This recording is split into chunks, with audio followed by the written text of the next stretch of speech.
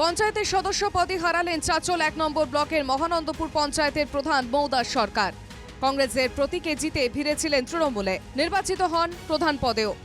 দলবদলের আইনকে হাতিয়ার করে হাইকোর্টে মামলা করে কংগ্রেস নেতৃত্ব। সেই মামলায় আদালত সিদ্ধান্ত নেওয়ার ভার তুলে দেন বিডিওকে। শুনানির পর খারিজ হয় মৌদাস সরকারের সদস্য পদ। তো হাইকোর্ট বলেছিল 4 সপ্তাহের মধ্যে হিয়ারিং করতে হবে। বিডিও সাহেব হিয়ারিং করেছেন এবং 213 এ ধারায় একদম পরিষ্কার বলা আছে যে 1/3 ভাঙিয়ে নিয়ে যেতে না পারলে যে দল থেকে সে জিতুক না কেন সে খারিজ হবে। সবকুল হারিয়ে এখন কোনো মন্তব্য করতে নারাজ মৌদাস সরকার। তার সদস্য পদ খারিজ হওয়ায় আনন্দে মাতোয়ারা এলাকার কংগ্রেস কর্মীরা। প্রধান হবে কংগ্রেসেরই, নিশ্চিত দলের কর্মীরা।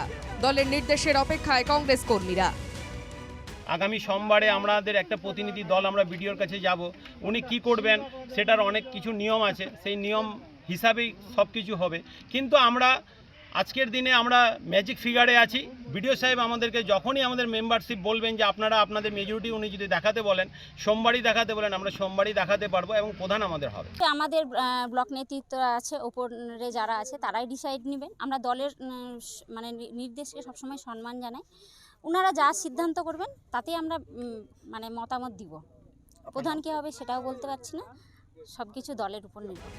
তৃণমূলের দাবি মামলা এখনো বিচারাধীন। পঞ্চায়েত থাকবে তৃণমূলের দখলে, দাবি তৃণমূল নেতৃত্বের। মাননীয় বিডিও সাহেব যে নির্দেশ জারি করেছেন সেটা বিচারাধীন হাইকোর্টে রয়েছে, সেটা নিয়ে আমার কোনো মন্তব্য নেই। কিন্তু মহানন্দপুর পঞ্চায়েত তৃণমূলের দখলে ছিল, আছে এবং ভবিষ্যৎ স্পষ্ট, আইনের ফাঁকের দিকে তাকিয়ে তৃণমূল, কংগ্রেস তাকিয়ে ব্লক প্রশাসনের দিকে। মালদা থেকে সুমিত ঘোষের রিপোর্ট, এনকেটিভি বাংলা।